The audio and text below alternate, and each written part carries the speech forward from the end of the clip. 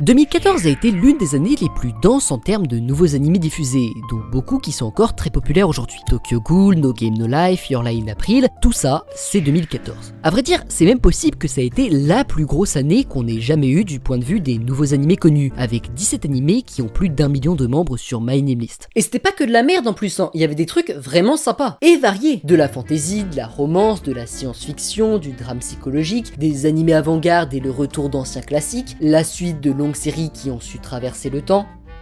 Et il y avait Pupa aussi. Mais parmi tous les principaux animés sortis cette année, il y en a un en particulier qui a su parler aux fans de fantasy. Je parle évidemment de Seven Deadly Sins. Seven Deadly Sins, c'était vraiment le shonen neketsu le plus en vogue de cette époque. Faut dire qu'entre ses visuels très qualis, ses musiques entraînantes et surtout ses personnages variés faisant beaucoup au charme de la série, il y avait peu d'animés du genre qui pouvaient lui faire concurrence. Bref, en 2014, Seven Deadly Sins était synonyme de shonen de fantasy promis à un grand avenir. Mais quelque part en chemin, et sans vraiment qu'on ne comprenne comment, ce grand avenir s'est transformé en l'espace de quelques mois en grande catastrophe, et la série a entamé l'une des descentes aux enfers les plus humiliantes de l'histoire des animés. Donc je vous propose aujourd'hui qu'on en fasse une petite rétrospective, en s'intéressant à l'histoire et aux raisons de ce déclin impressionnant. En avril 2014, l'adaptation animée du manga à succès Nanatsu no Taizai de Seven Deadly Sins est annoncée dans les pages du Weekly Shonen Magazine. Et déjà à l'époque, cette annonce fait grand bruit. Parce que Seven Deadly Sins, c'est pas juste un manga prometteur comme on en voit beaucoup, c'est littéralement la toute nouvelle pépite du deuxième plus grand éditeur de manga au Japon. C'est l'un des mangas les plus prometteurs de sa génération, qui pourrait peut-être même devenir le successeur direct de Fairy Tail sur les années à venir. En l'espace d'1 an et demi de publication, il représente déjà plus de 3 millions de copies en circulation, pour seulement 8 tomes publiés, ce qui est énorme, surtout pour un manga qui n'a pas encore reçu d'adaptation animée. À titre de comparaison, pour l'exemple, il aura fallu un volume et 6 mois de plus à Kagurabachi pour atteindre le même résultat, alors qu'on le considère comme le futur grand animé à succès. Ça vous laisse imaginer l'avenir qu'on pouvait donner à Seven Deadly Sins à l'époque. Et c'est d'ailleurs justement parce que le manga est à ce point un succès qu'une adaptation animée est programmée aussi vite. Non, parce que j'aimerais que vous vous rendiez bien compte d'à quel point ça a été rapide. En tout et pour tout, il faut environ 1 an et quelques pour produire un animé. Bon, il peut y avoir des cas où ça peut descendre genre à 10 mois, mais là encore, c'est sans compter toutes les négociations préalables qui peuvent s'étaler sur plusieurs mois. Donc, en sachant que le premier épisode est diffusé le 5 octobre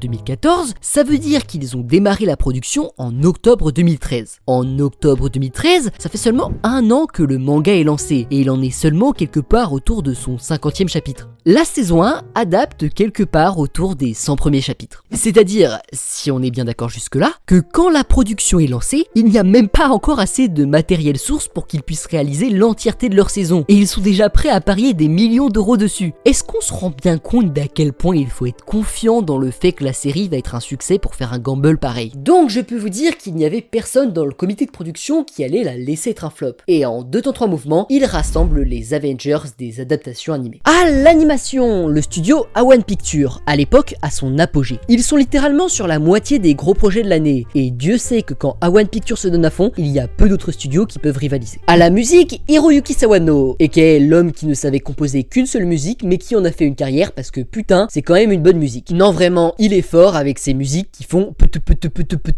et pour l'accompagner sur les openings, qui d'autre que Iki Monogatari et Man with a Mission. À la réalisation, lui là. Je l'appelle l'homme au béret. Oui, je sais, c'est une casquette. Et enfin, au doublage des personnages principaux, on retrouve Sora Mamiya dans le rôle de Elisabeth, qui, en 2014, était dans tous les animés, et Yuki Kaji dans le rôle de Meliodas, qui, lui, pour le coup, sortait tout juste d'un petit rôle dans un animé de série B. Rien de bien méchant, juste ça.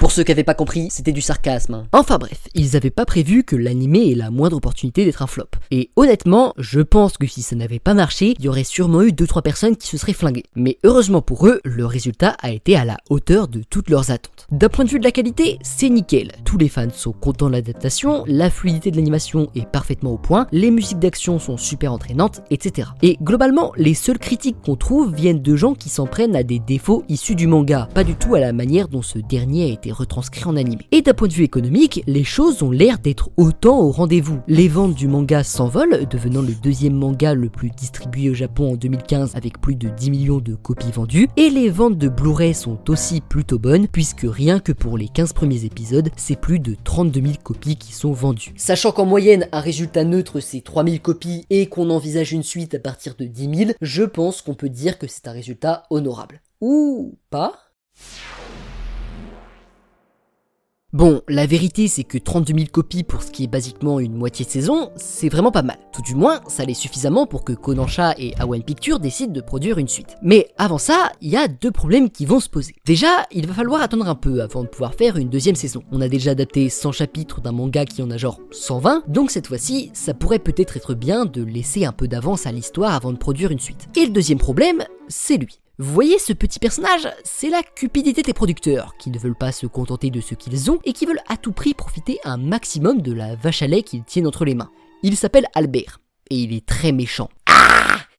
C'est donc comme ça qu'on arrive en 2018. En 4 ans depuis la saison 1, on n'a pas vraiment eu le droit à beaucoup de nouvelles de la part de la série. Enfin, on a bien eu une sorte de saison 1,5 de 4 épisodes en 2016, mais sinon rien du tout. Alors quand la saison 2 est annoncée pour début 2018, c'est la joie chez beaucoup de gens. Et comme la première, ça va être un véritable succès, commercial et critique. C'est toujours la même équipe derrière la production, le fil rouge de l'histoire continue de suivre son petit bonhomme de chemin, et l'introduction de nouveaux personnages charismatiques permet de maintenir la fraîcheur des premiers épisodes. Honnêtement, rien à redire, pas plus que sur la saison 1 en tout cas. La série retrouve les hauteurs qu'elle avait laissées derrière elle en 2014. Mais c'est là que Albert rentre en jeu. Pour une raison que j'ignore, les producteurs décident de la jouer, disons, un peu ambitieux, et lancent un projet de film censé lui aussi sortir en 2018. Bon, en réalité, la raison est évidente. Ils veulent clairement surfer sur le succès de la saison 2 pour vendre un film original, sur le modèle de ce que My Hero Academia fait littéralement en parallèle. Mais sauf qu'on est en 2018, c'est-à-dire une période pré-Demon Slayer, le train de l'infini. Faire des films sur une franchise connue, c'est pas la norme, et quand on en fait, c'est toujours des films hors série qui doivent réussir à raconter une histoire indépendante de la trame originale. C'est donc un pari plutôt risqué que font les producteurs et Albert, et qui, s'il ne passe pas, pourrait coûter beaucoup d'argent et freiner le potentiel de la série. Et je peux vous dire que ça n'a pas manqué, puisque non seulement le film va être un échec commercial, mais ça va visiblement être un échec tel que Aniplex, la compagnie qui s'occupait de produire la série, va totalement abandonner le navire. Ce qui s'est passé ensuite, l'une des chutes les plus monumentales de l'histoire des animés.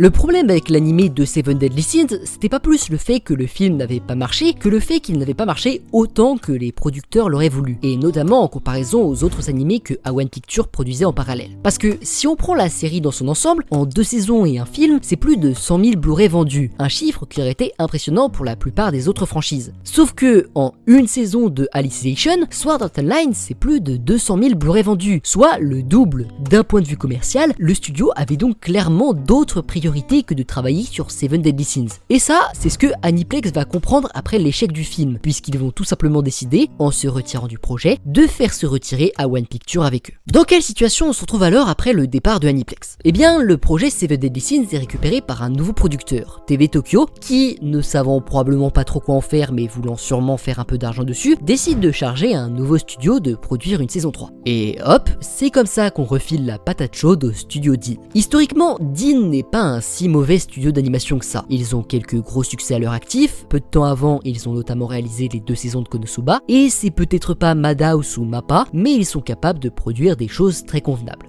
Et il y avait Pupa aussi, sauf qu'un nouveau problème vient se joindre à l'équation. Le studio Dean ne peut clairement pas s'occuper d'une nouvelle série. Ils sont débordés et ne peuvent pas supporter le poids d'un tel projet qui leur tombe dessus. Surtout qu'en plus de ça, on ne leur donne qu'1 an pour réaliser une saison 3 à partir de 0. Bref, c'est compliqué, donc Studio Dean va être obligé de déclencher un plan d'urgence. Officiellement, ils décident de faire de ce projet une coproduction avec le studio Marvin Jack, un studio de sous-traitance avec qui ils ont souvent travaillé. Mais officieusement, il leur délègue l'intégralité de la production. Donc en résumé, on se retrouve avec un studio de sous-traitance pas en capacité de produire seul un animé et à qui on donne 1 an pour produire la suite d'une des plus grandes franchises de fantasy du moment. Cool, ça va sûrement bien se passer tout ça.